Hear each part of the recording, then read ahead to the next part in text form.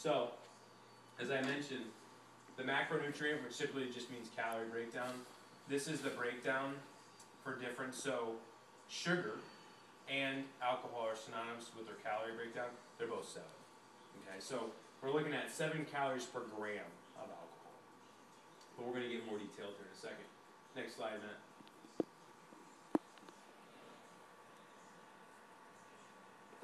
Alright, so we're going to start with beer. So I did kind of the most common ones. We'll look at beer and we'll look at wine, and I may have a little bit on liquor here. The main thing to look at is regular beer is about 13 grams of carbs. I know it's kind of in the news.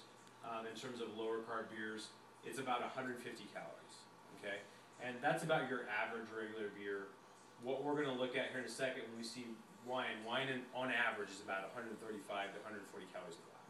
Okay, so you typically would get, I think, like 4.5 glasses or so, maybe 5 out of a bottle of wine, depending on what glass you poured in. As long as it's not like a big gulp or whatever, that can be 1 glass. So, yeah, just put a straw in it. So 1 can of a low alcohol beer actually is extremely high in carbohydrates. So substitute some of the alcohol and they put in more carbs. So there is kind of an inverse relationship. That's one of the reasons why we recommend a little bit stronger liquor, because it's not going to be as high in sugar and carbs as some of the lower calorie things, because they're going to substitute them. And when we're looking at the light beer, this is most common like Bud Light, Coors Light, those type of things. Again, they're still about 100 calories or so per beer. Okay, next slide, Matt.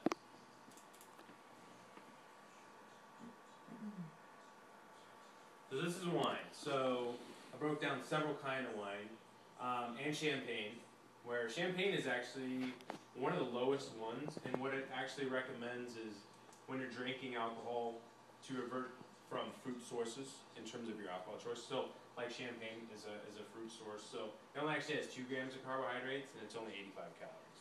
So it's actually one of the lowest ones on there. Now, very rarely we just drink champagne randomly, on the weekends, but if you're celebrating something, obviously.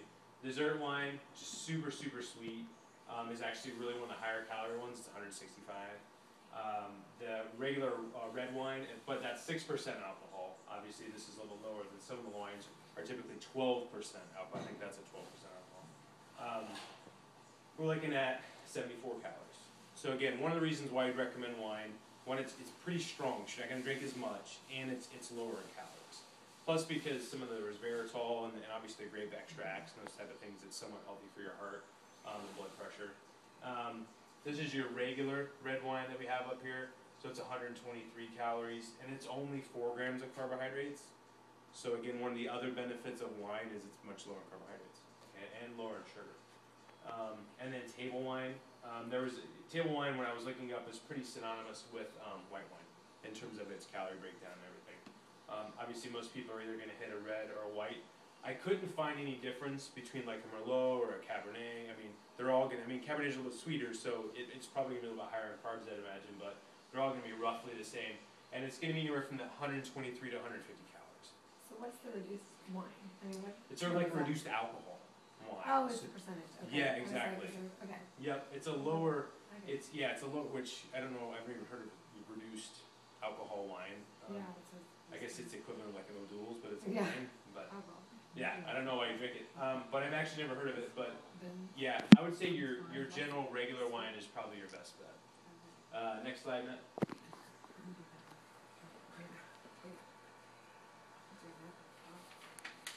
So the $1 million question is like, so can you ever drink again or what? Well, what we broke it down.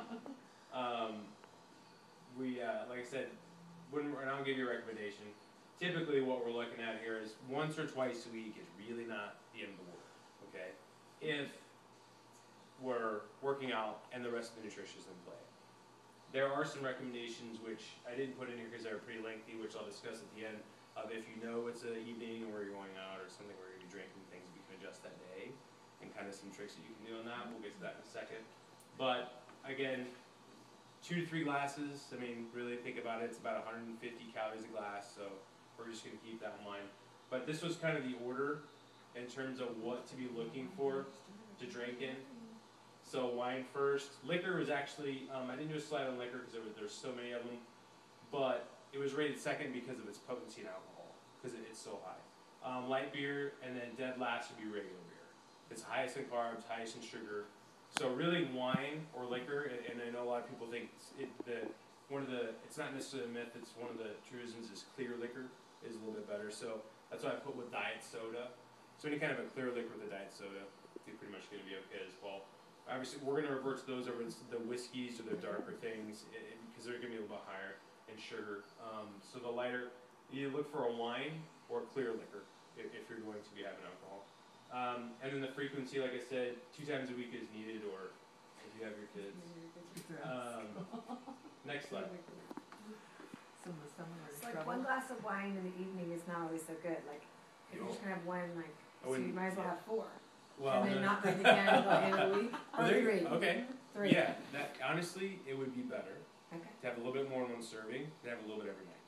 Okay. Because I didn't put that in here, but the physiology behind the alcohol as well is how bad it disrupts your sleep patterns. Oh yeah, it does. And because of, like we saw, the 10 to 12 hours of the disrupted fat metabolism, so if you just had one every day, theoretically all week, your fat metabolism, would be off. So that's where, I mean, I personally, I'll have like a couple beers, like I like beer, so I'll have a light beer, usually a couple on a Friday. You know, and then that's pretty much my routine. That's about it. 2's pretty much my limit just because I get a headache, but because of too much sugar. But the guidelines to follow in general, like we discussed, drinking alcohol with a lower caloric value but higher alcohol percentage, because again, you're not going to be able to drink as much. Avoiding high-calorie liquors or liqueurs. These are primarily the mixed drinks, and they're often referenced as the foo-foo drinks. Very high in sugar. Like Bailey's and stuff. Yeah. What would be another like cranberry juice and or some of the other ones like amaretto sour, like things like that. Like Mike's Hard Lemonade, like that stuff's way too sweet. So not only are you totally stopping fat loss to 10 to 12 hours, you're just pounding massive amounts of sugar with it. So not good. Like I said, keep healthy foods on hand when drinking. If it's one of these things like if you're going to go out to a party, the holidays are coming up, snacking on the veggie trays and getting some kind of a protein in your system, not only helps set your stomach, but it'll stabilize your blood sugar levels. Plus, the alcohol won't hit you as hard. So there's different tricks with that as well. But this is also one that I like is obviously drinking water in between, okay, because it'll kind of dumb it down a little bit. And then again, if we're drinking beer, we definitely want a lower calorie alternative to follow. Next slide, Matt.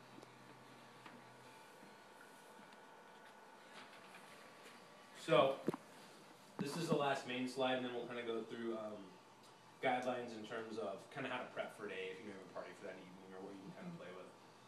So, like I said, this is going to be based on genetics. So if someone doesn't necessarily have to follow a really strict nutrition plan or a really strict workout plan, and they can still keep their weight down, they can still wait till they're lean, they're going to be able to obviously get by with a little bit more alcohol because it's a sugar. So they handle sugar relatively well. If someone doesn't, they have to keep a sharp eye on this. The other thing that I didn't put up here because it gets really deep is the hormone response that you can alter with alcohol, mainly testosterone. It's important for females because testosterone is what allows you to recover from a workout. It actually is what regulates estrogen, and it's also what helps build new muscle tissue. So one of the unfortunate byproducts of alcohol is it can suppress testosterone, which means you wouldn't be able to recover, which means you could possibly lose muscle tissue, which means your body fat will go up, and your tonus or your level of your fitness can drop. So there are several byproducts of that. The other piece too is it can increase cortisol production, so fat deposits around your waist, because of how badly it affects your sleep cycles. So there's some other things in it. So to your question, Pammy, I wouldn't do it every day, even though I know some people will do 1 glass in the evening or so, whether cooking or just to relax or unwind. The point of educating you tonight is to understand that, I don't expect anyone to abstain from something that they should enjoy from time to time. You just need to make smarter decisions and not do it every day, and make the right decisions in terms of what you're going to take in. Just because at the end of the day, It is primarily 100% sugar. It has no nutritional value.